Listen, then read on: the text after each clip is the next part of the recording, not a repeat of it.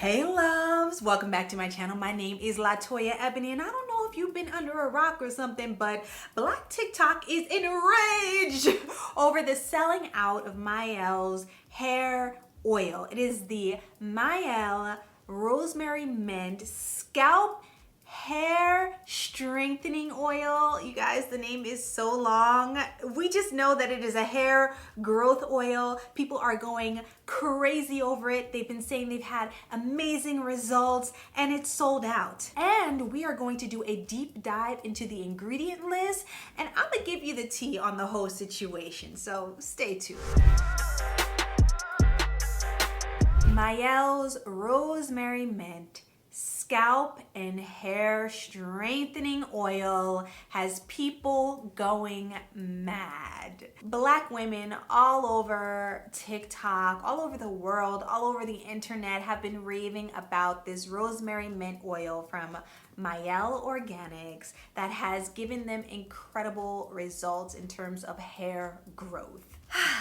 I myself don't use hair growth oils. I have the privilege to not have to use it or not have to think about that, and I do think of that as a privilege because things happen. People have alopecia, they take medication, they're on chemo, drug use. There are so many reasons why a person's hair could be falling out, and it's honestly one of the #1 topics in terms of hair care. I think probably in the United States. It's one of the most highly searched, and people just really want to grow their hair. Whether it is length retention or general hair growth, it's a hot topic. All you have to do is scroll on YouTube and you will see video upon video trying to educate people on how to get long hair or how to grow their hair.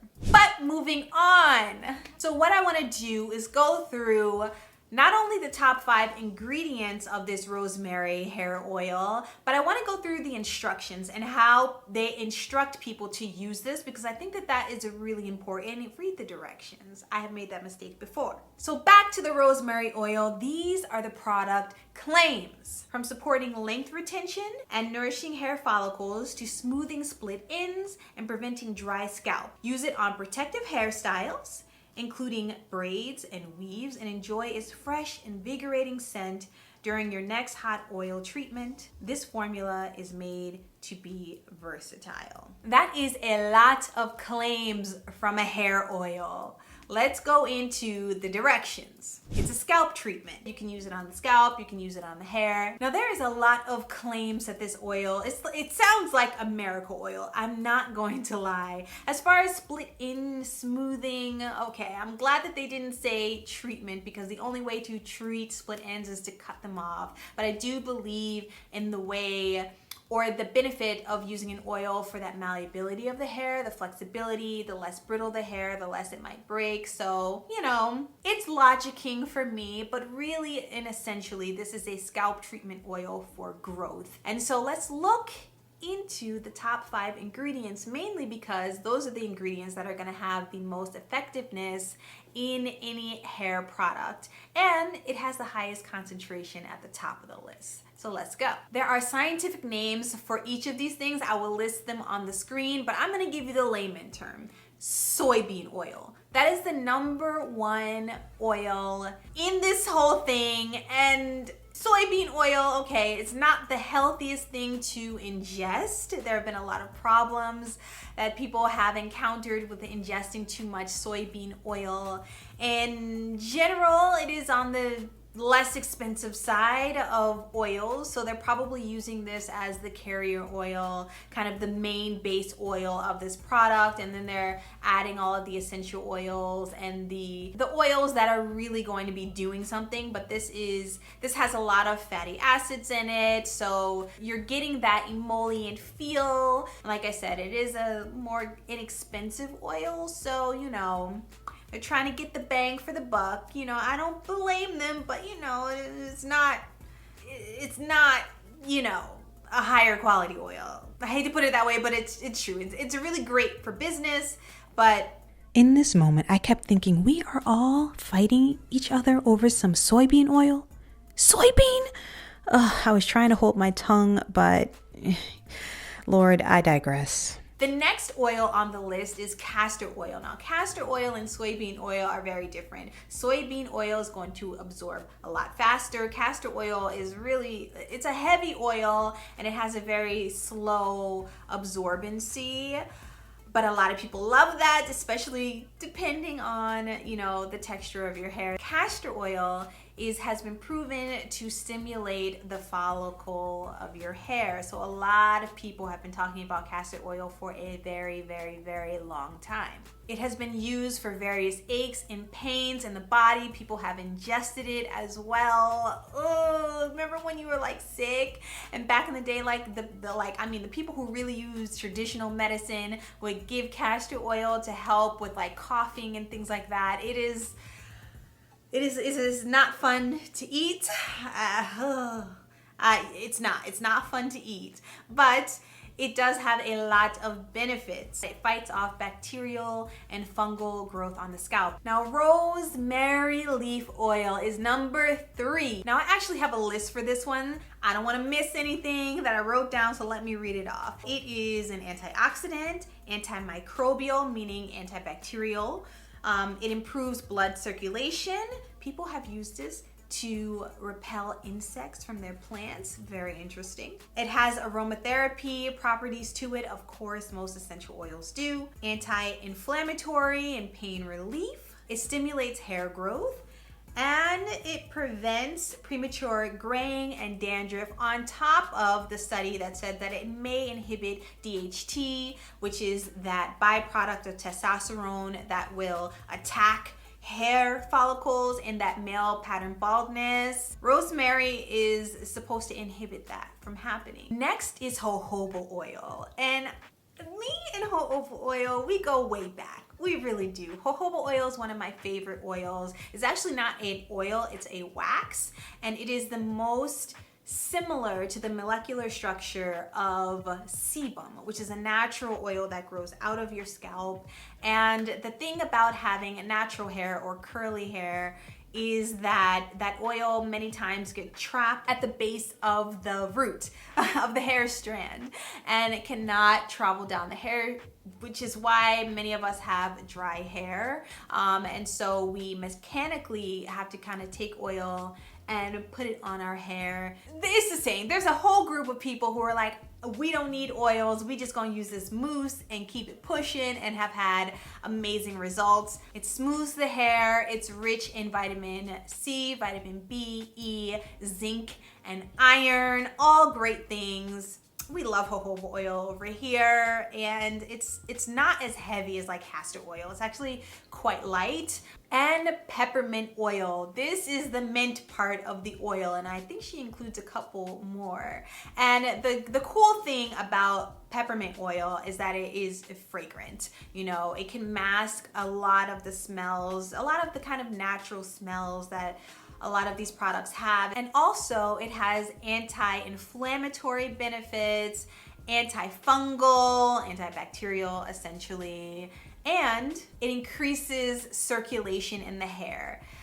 So another thing, that circulation increase of the hair follicle. One of the cool things about peppermint oil, it does have a little bit of a placebo effect to it. And this is why I say that, right? Not saying that it's not effective, but just to feel that tingling sensation immediately gives the sense that something is happening. I'm going to link the articles that I found down below so that you guys can do your research yourself and really look into all of the testing that was done and all of the sort of ingredients that were used to test against each other. I think it's really important to do your own research and get like a fuller picture of things. But this is really cool from the paper. Histological studies revealed that PEO markedly stimulated the skin and thickened it.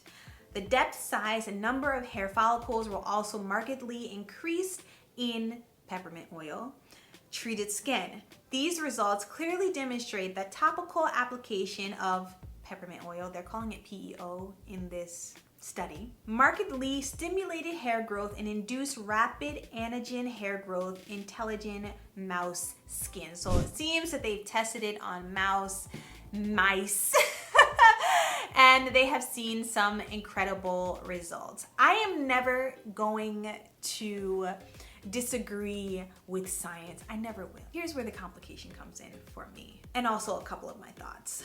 Not everybody needs this oil. This is why I'm always gonna say go to your doctor and find out what's happening. The complication is that the healthcare system, at least in America, needs a lot of work, and there's just not enough studies done on hair growth using these ingredients. There's just not enough data there. However, we have proof, at least people have said, that they've achieved amazing hair growth. Their hair wasn't growing, it's growing. I believe it. But does everyone actually need a hair growth oil? It really only helps if you're deficient in something or you're actually having a problem.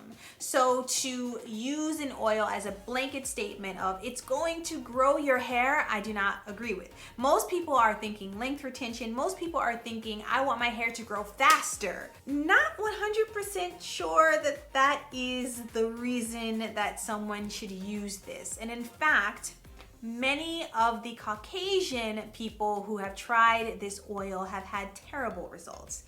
Their hair has fallen out, their hair has felt greasy and weighed down, and a lot of people in the Black community are going, yeah, you see? I don't think that it's necessarily a white or a black thing. Obviously, you want to make adjustments. If you have straighter hair, you're gonna use a very small amount. You don't wanna overuse it. If you have more textured hair, you probably can be a little bit more liberal with it. I really do feel like this oil just be sitting in the middle like, I did not know that I had a color or that I was for anybody in particular. So that's how I genuinely feel about it. I think that the fact that this hair oil is selling out is great for a brand. Like, what brand doesn't want this virality? To me, it's a free-for-all, okay? Whoever can get their hands on it can get their hands on it. And this merger, or this acquisition, should I say, by P&G is gonna help this oil be more readily available to the people who believe in it and who want to use it. It will not be me because I don't have a need for this, but you know, if you do, based on the ingredients, the deep dive, this might actually be a really cool oil for you to try. Before you go using any sort of hair growth, something that comes out of a bottle, I genuinely think that you should try a steady hair routine that is simple enough for you to continue doing it. If you are absolutely having problems, you need to go to a doctor because you could have some type of fungal scalp thing happening. I'm not saying that it works. I have never used this product. I am just reporting on what I researched, okay? That being said, I have other things to do, y'all, okay? Let me know in the comments what you think about this hair growth oil and the research that I've done. Again, I'll be linking those articles below. Okay, bye. I'll see you on a Monday or Thursday. Mwah! Check out my next videos. Or my old ones, I guess. Anyway, let's go. I'm getting tired, child.